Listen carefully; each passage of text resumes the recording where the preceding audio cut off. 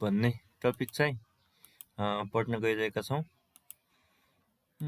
BIMSTEC भनेको चाहिँ के हो भन्दाखेरि चाहिँ बहुपक्षीय के हो त आर्थिक तथा प्राविधिक सहयोगका लागि बङ्गालको खाडीको प्रयास हो। यसको फुल फर्म के हो त बिमस्टेकको त बहुपक्षीय आर्थिक तथा प्राविधिक सहयोगका लागि बङ्गालको खाडीको प्रयास भन्ने हो। अब यसको अवधारणा चाहिँ कहिले आयो भन्दाखेरि चाहिँ सन् 1997 कहाँबाट भन्दाखेरि थाइल्यान्डबाट चाहिँ के को बिमस्टेकको अवधारणा आएको हो। यसको स्थापना चाहिँ त्यही जुन बेला चाहिँ यसको अवधारणा आयो त्यही बेला चाहिँ यसको स्थापना भएको हो। 1997 कहिले त जुन 6 गते कहिले त जुन 6 गते चाहिँ बिमस्टेकको के हो त स्थापना भएको हो। संस्थापक राष्ट्र अब बिमस्टेकका चाहिँ संस्थापक राष्ट्रवटा कतिवटा छन् 4वटा रहेका छन्।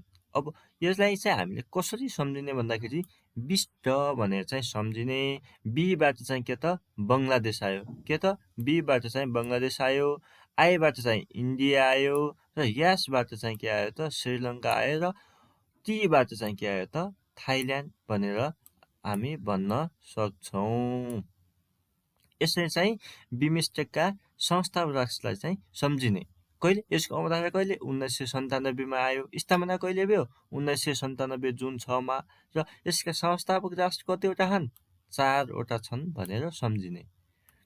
अब सन् 1997 डिसेम्बर 22 मा चाहिँ को भयो त म्यानमार भन्ने देश चाहिँ के भयो त बिमस्टेकको फेरि के भयो त सदस्य थपियो र 1997 देखि चाहिँ नेपाल र भुटान चाहिँ पर्यवेक्षक राष्ट्रका रूपमा रहेका, तर सन् 2004 फेब्रुअरी 8 मा नेपाल र भुटान के त बिमस्टेकका सदस्य भए।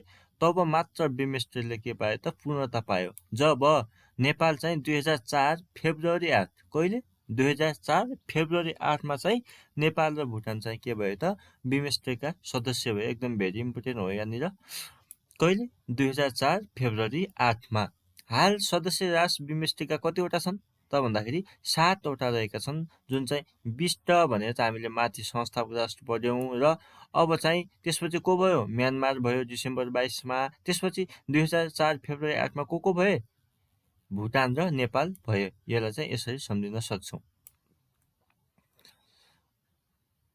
सन् 2004 देखि जब नेपाल र भुटान सदस्य भए तत्पश्चात बिमस्टेकले के पायो त पूर्णता पायो र 5 देश सार्कका र 2 देश आसियानका। के त बिमस्टेकमा कति देश सार्कका छन् भनेर क्वेसन आउन सक्छ। कति 5 देश र 2 देश कहाँका छन् त आसियानका। को हुन् 2 देश भन्दाखेरि म्यानमार र थाइल्यान्ड। बिमस्टेकको प्रधान कार्यालय कहाँ छ बङ्गलादेशको ढाकामा रहेको छ र bridge between SAARC and the ASEAN भनेर समेत बिमस्टेकलाई चिनिन्छ। कसलाई चिनिन्छ त बिमस्टेकलाई चिनिन्छ bridge between SAARC and the ASEAN भनेर। बिमस्टेकमा 36वटा कति धारा रहेका छन् भने यी धारा चाहिँ 36वटा धारा चाहिँ 5औं शिखर सम्मेलनबाट चाहिँ लागू भएको हो, निर्णय गरे हो 2022 मा है। 2022 मा क्षेत्रफलको आधारमा ठुलदेखि सानो देश। अब बिमस्टेकका चाहिँ क्षेत्रफलको आधारमा ठुलदेखि सानो देश होइन, क्षेत्रफलको आधारमा चाहिँ सबैभन्दा बढी क्षेत्रफल भएको चाहिँ भारत नै हो। त्यसपछि चाहिँ म्यानमार थाइल्यान्ड आए। कहाँ यी 2 देश भने आसियानका हुन् भने यो यति तल चाहिँ सेम हामी सार्ककै पढ्छौँ बङ्गलादेश, त्यसपछि नेपाल, श्रीलङ्का, भुटान भनेर सम्झ्यौँ। अब जनसङ्ख्याको आधारमा सबैभन्दा बढी जनसङ्ख्या त विश्वको यो भारत भइहाल्यो। त्यसपछि बङ्गलादेश आयो 2 नम्बरमा, त्यसपछि म्यानमार थाइल्यान्ड आयो भने त्यसपछि नेपाल श्रीलङ्का भुटान यसरी चाहिँ आए। यताको जस्तै यहाँको जस्तै यता पनि के आयो यता। अब बिमस्टेकका अङ्गहरू। अब बिमस्टेकका अङ्ग पहिलो अङ्ग चाहिँ बिमस्टेकको के हो त राष्ट्र प्रमुख तथा सरकार प्रमुखको बैठक हो, जुन चाहिँ सदस्य राष्ट्रका सरकार प्रमुख तथा राष्ट्र प्रमुखले भाग लिन्छन्। अब सबैभन्दा सर्वोच्च अङ्ग बिमस्टेकको कुन हो भनेपछि हामीले के भन्ने राष्ट्र प्रमुख तथा सरकार प्रमुखको बैठक। अब व्यवस्थापिका अङ्ग भनेर कुन अङ्गलाई चिनिन्छ भन्दाखेरि यही अङ्गलाई चिनिन्छ। शिखर सम्मेलन पनि भनिन्छ। बिमस्टेकको शिखर सम्मेलन भनेर कुन अङ्गलाई चिनिन्छ भने यही हो। र शिखर सम्मेलन 2 वर्षमा हुन्छ। कहिले 2 वर्षमा चाहिँ बिमस्टेकको शिखर सम्मेलन हुन्छ भने हालसम्म कतिवटा शिखर सम्मेलन भएको छन् त 6वटा शिखर सम्मेलन। बिमस्टेकका हालसम्म कतिवटा शिखर सम्मेलन भएको छन् 6वटा शिखर सम्मेलन भइसकेका छन्। पहिलो शिखर सम्मेलन कहिले भयो भन्दाखेरि 2004 भयो। कहिले? 2004 जति बेला नेपालले र भुटानले सदस्यता प्राप्त गर्यो, थाइल्यान्डमा भएको थियो त्यति बेला।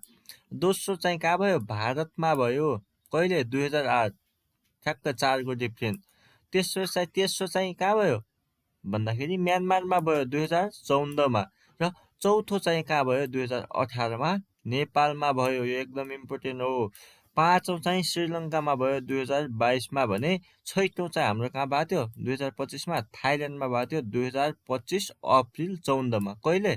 2025 अप्रिल 14 र अब सातौँ चाहिँ कहाँ प्रस्तावित छ? कुन देशमा भन्दाखेरि चाहिँ अब 2027 चाहिँ कहाँ हुनेछ? बङ्गलादेशमा हुनेछ।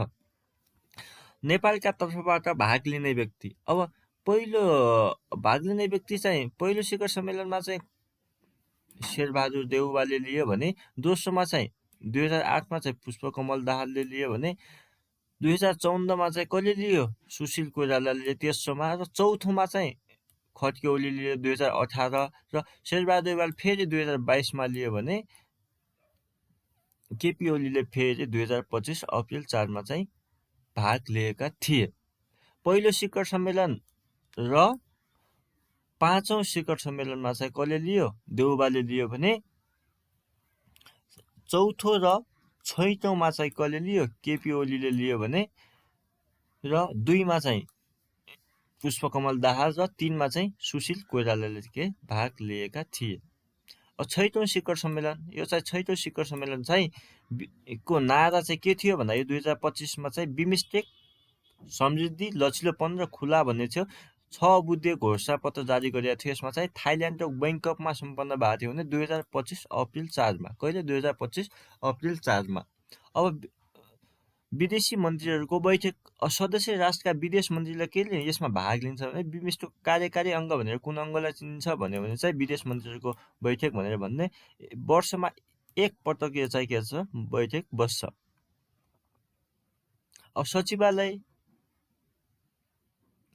यो बिमस्टेकको प्रशासनिक अङ्ग भनेर कसलाई चिनिन्छ? जुनसुकै पनि सचिवालय। सचिवालय चाहिँ बङ्गलादेशको ढाकामा रहेको छ। 2014 स्थापना भएको थियो। तेस्रो शिखर सम्मेलनको निर्णय अनुसार बिमस्टेकको सचिवालय बङ्गलादेशको ढाकामा राख्ने निर्णय गरेको थियो होइन। सचिवालयमा महासचिव र अन्य कर्मचारी रहन्छन्। को त? महासचिव र अन्य कर्मचारी। महासचिवको कार्यकाल कति हुन्छ? बिमस्टेकका महासचिवको कार्यकाल 3 वर्ष भनेर सम्झिने। कति? 3 वर्ष। सन् 2014 देखि महासचिव राख्न सुरु। कहिले? सन् 2014 देखि। हालसम्म 4 जना महासचिव भइसकेका छन्। कहिले? 4 जना। पहिलो चाहिँ को हुन्? सुमत नाकन्दथला हुन्, श्रीलङ्काका हुन् 2014-2017 भने।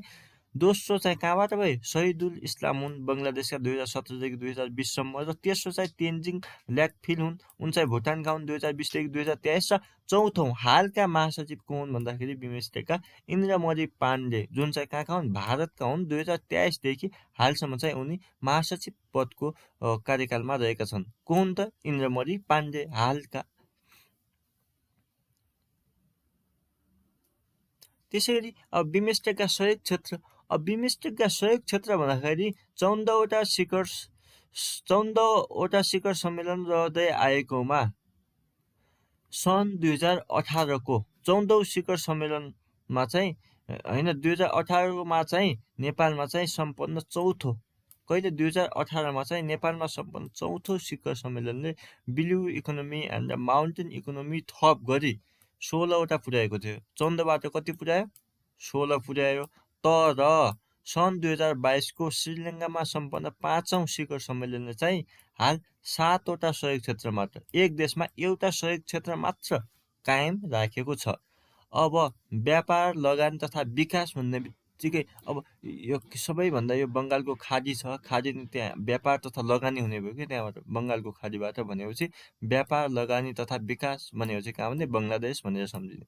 वातावरण तथा जलवायु परिवर्तन, अब भुटानमा चाहिँ के हुन्छ भन्दाखेरि एकदम चट्यान पर्छ, चट्यान पर्ने देश हो नि त होइन। त्यहाँ चाहिँ जलवायु के हुन्छ त? परिवर्तन भइरहन्छ। त्यसैले वातावरण तथा जलवायु परिवर्तन कहाँ त? भुटान भनेर सम्झिने। जनजन सम्पर्क भनेर नेपाल भइहाल्यो। कृषि तथा ऊर्जा, अब कृषि र ऊर्जा कहाँ हुने रहेछ? सबैभन्दा बढी म्यानमारमा फल्ने रहेछ। कृषि उत्पादन हुने रहेछ, ऊर्जा पनि त्यही हुने रहेछ भनेर सम्झिने। अब सुरक्षा, इन्डियामा चाहिँ धेरै जनसङ्ख्या छ, त्यहाँ चाहिँ धेरै मान्छे भइसकेपछि सुरक्षा पनि उत्तिकै चाहिन्छ। त्यसैले कहाँ छ सुरक्षा? भारतमा। र सांस्कृतिकतामा नभपर्दा संस्कृति भन्ने बित्तिकै कहाँ छ? श्रीलङ्का भनेर सम्झिने। र कनेक्टिभिटी भनेर चाहिँ कहाँ सम्झिन्छ? हामी थाइल्यान्ड भनेर सम्झिन सक्छौँ।